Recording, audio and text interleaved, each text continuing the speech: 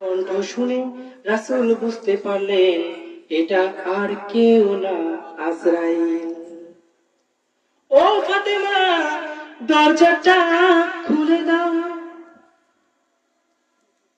তাকে আসতে দাও, আমার কাছে বসতে দাও। আজরাইল রাসূলের কাছে বসে জান কবজ করার জন্য যখন বললেন, হুজুর অনুমতি দেবেন নাকি, আল্লাহ আপনাকে সালাম জানাইছে। রাসূল বললেন, হ্যাঁ তুমি জান কবজ করতে পারো।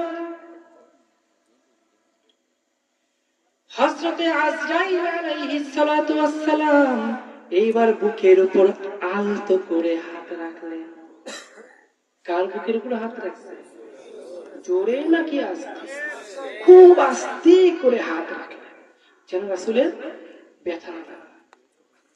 রাসূল বললেন, ও আজরাইল, তুমি কি উহুদ পাহাড় আমার বুকের উপর চাপিয়ে দিয়েছো? তুমি কি উহুদ পাহাড়টা আমার বুকে চাপিয়ে দিয়েছো? আজরাইল কয়, না গো হুজুর, না, আলতো করে আমার হাতটা স্পর্শ করেছি।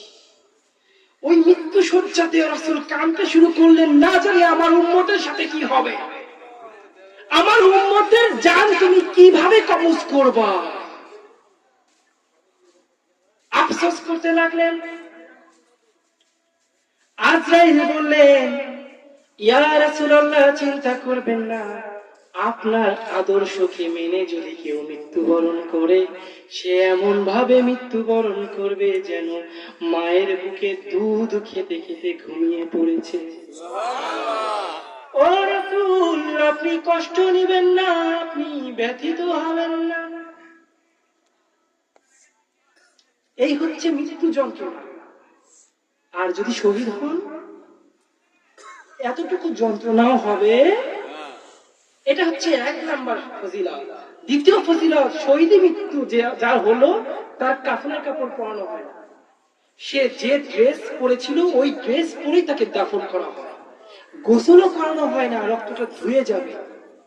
রক্ত, ভাইরা আমার, কবরে রাখার সাথে সাথে জান্নাত হয়ে যাবে, কোনো সওয়াল জবাব নাই, কোনো সওয়াল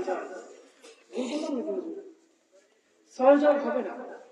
তবে হ্যাঁ, এখন তো রাস্তাঘাটে বাথরুমের মধ্যেও শহীদ হয়। নাম কি? সুরঞ্জিত সেন গুপ্ত, বিগত সরকারের আমলে এমপি ছিল, ও মরতে শহীদ হয়ে গেছে। ওই শহীদ না, কবরিয়াতের যে শহীদ, আল্লাহ রাস্তায় সত্যিকারের যে শহীদ হবে, তার জন্য কবরে সওয়াল জবাবও হবে না। এরপরে যখন হাসরের ময়দানে উঠবে, আপনি কি জানেন সর্বপ্রথম কাদের বিচার করা হবে? আল্লাহ যখন হাসরের ময়দানে উঠবে, কাতারে কাতারে শহীদরা দাঁড়ানো থাকবে। বিচার তো না, ফয়সালা। বিচার না, এটা কি? ফয়সালা। ফয়সালা করা হবে, তাদেরকে জান্নাতে পাঠানোর পরে বিচার শুরু করা হবে। সুবহানাল্লাহ। আমরা কি চাই এমন মৃত্যু? শহীদি মৃত্যু হইলে ওই হাসরের ময়দানে সবাই উলঙ্গ থাকবে। আপনি শহীদ হয়েছেন না, আপনি উলঙ্গ থাকবেন না। ওই যে পোশাকটা পরা ছিলেন, ওই পোশাক পরা অবস্থাতেই আল্লাহর সামনে দাঁড়াবেন।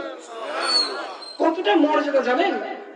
এমন মর্যাদার কথা শুনে রাসূল আফসোস করলো আর বলল, আমি যদি পারতাম 1000 বার শহীদ হতাম, আবার 1000 বার জীবন ফিরে পাইতে চাইতাম। আল্লাহ তাআলা আমাদের সবাইকে শহীদ হওয়ার তৌফিক দান করুন, বলেন আমিন। জোরে বলেন আমিন। শেষ করে দিব? শেষ করে দিব না, শেষ করেই দিব, অনেক রাত হয়ে গিয়েছে, 12টা বাজতে আসছে। আমার জীবন কি আরো আধা